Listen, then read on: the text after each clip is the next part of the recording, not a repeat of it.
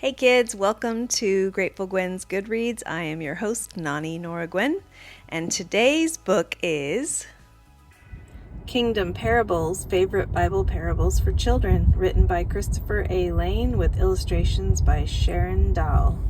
And today's parable is Mrs. Beaver and the Wolf at the Door, the story of the persistent widow found in Luke chapter 18, verses 1 through 7. There was once a beaver named Barney who lived with his wife Beatrice on a pond at the edge of the forest. Their beautiful home was made out of fine logs which Barney had selected himself, diligently chewed to fit and carefully set into place. Beatrice had taken charge of the inside of the house, pasting up wallpaper in the kitchen, painting the rooms pleasant shades, and hanging curtains. Together, Mr. and Mrs. Beaver had built a warm, cozy home in which to live. It came about one day that tragedy struck. Barney fell off the roof. A doctor was summoned, but the poor beaver didn't live through the night. The next day, animals from across the land gathered at the beaver home. Sir Humphrey, the wealthy business bear, addressed the crowd with a few words about Mr. Beaver.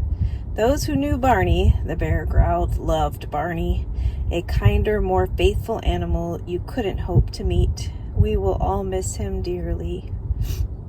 When her friends and family had returned to their own homes, Beatrice sat inside her house and cried for a whole week straight. She was so sad and lonely that she cried until she felt she could cry no longer, and then she cried some more.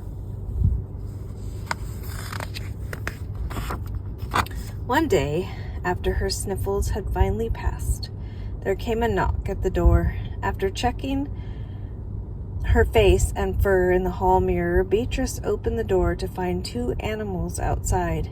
"After we get rid of this old house," a weasel was saying to a large wolf in a top hat, "your hotel will fit neatly here next to the pond. I can see it now, the Wolf's Den Hotel." Ahem. Beatrice cleared her throat to gain their attention. "Is there something I can help you with?" "Good day, madame," the weasel said with a smile. "This will explain everything," and he handed her a sheet of paper. The note said, "Your home is now the property of the J.B. Wolf Company. You and all your possessions must be off the premises by tomorrow or else." "What?" Beatrice was shocked. "You can't do this. This is my home." "Was your home," the weasel said, shuffling through a file of papers. "Says right here that after your husband died, the title deed was transferred to our company." "I insist on speaking with your superior," Beatrice demanded. "Let me introduce myself," the wolf smiled, stepping forward. "Mr. J.B. Wolf, robber baron extraordinaire. My good Mrs. Beaver, I am afraid that your house is now my property." "Well, we'll see about that," Beatrice said, trying to sound brave. But after closing the door, she felt like crying. Sir Humphrey, she suddenly thought, if anyone can help me, he can. Beatrice scurried off through the forest to Sir Humphrey's mansion, but when she arrived, she was disappointed to find that he was not home. She was about to give up hope when Reginald, Sir Humphrey's butler, suggested that she see Judge Kensington. The butler explained that the judge was a wise elk who settled various arguments between woodland creatures. Beatrice thanked Reginald and set out to find the judge.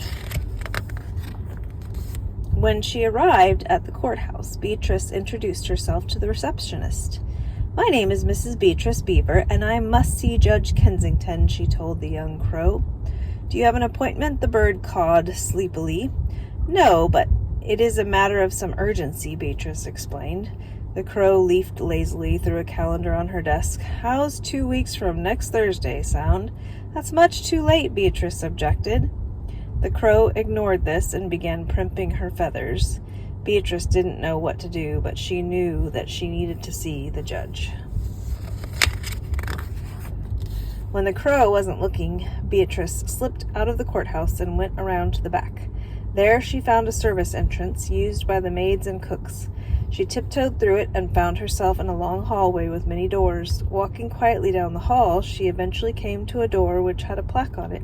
The plaque read, "Behind this door sits a fair judge committed to what is right and just." Beatrice tapped on the door lightly. When no one answered, she gave it a sharp rap. Then she spotted a window above the door.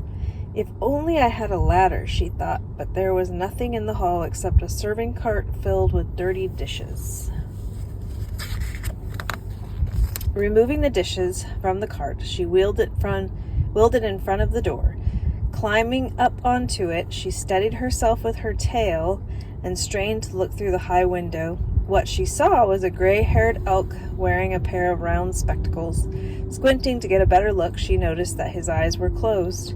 The judge was dozing. Suddenly, the cart began to roll, and Beatrice lost her balance. Gripping the edge of the window sill, she hung on with all her might. "Help!" she screamed.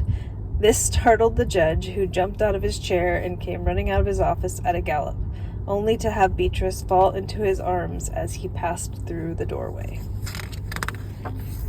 "What? Who are you?" the surprised elk asked as he put her down. By this time, the crow from the entryway had arrived on the scene, along with a collection of servants and cooks. "My name is Mrs. Beatrice Beaver, and I have an urgent request, Your Honor," she blurted out. "Make an appointment like everyone else," the judge grumbled. "Now, where was I?" he asked himself as he returned to his office and slammed the door. Sitting on the steps of the courthouse, Beatrice wondered what to do. She was about to head for home when she heard a door close behind her. Turning around, she saw the judge leaving the courthouse. Beatrice followed him down the path. "Judge Kensington, I must see you," she pled. "Oh, not you again," the elk shook his head. "It's urgent. I must talk with you today." "I'm going home," he snorted. "I suggest you do the same." And he walked away at a brisk pace. Beatrice had to run just to keep the elk in sight. When the judge reached his home, he hurried inside, leaving Beatrice standing in the street. He gave a sigh of relief, thinking he was rid of a pesky beaver, but he was mistaken. First there was a knock at the door. The judge didn't answer it. Then there came a tapping at the window, so the judge drew the curtains. Next, a rock with a note attached to it came bouncing down the chimney, but he refused to read it. Then he heard a noise outside. "Judge Kensington!" Beatrice hollered at the top of her voice. "Please, hear my request." Beatrice was making such a racket that the judge threw open the door. "Stop it," the judge begged. "I'll do anything you ask, Mrs. Beaver. I'll see to it that your request is granted if only you will promise to leave me alone." Beatrice nodded her head in agreement and then explained the problem to the grumpy elk. When she finished, she showed him the note she had been given by the weasel and the wolf. "Here," the elk said, scribbling a message on the bottom of the notice. "This will take care of the problem. Now I insist that you leave me alone."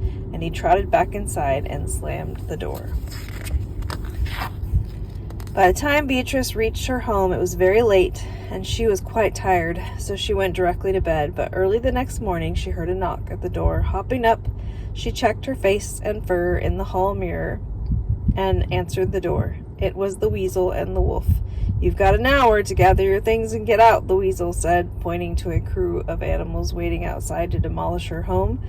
"As soon as Mr. Wolf gives them the signal." "Well, perhaps Mr. Wolf should read this," Beatrice smiled, handing him the notice. The weasel's jaw dropped as he read it. "This notice is deemed illegal. The J.B. Wolf Company has no right to claim the home of Mrs. Beaver. By order of Judge Kensington, you are hereby required to leave her alone."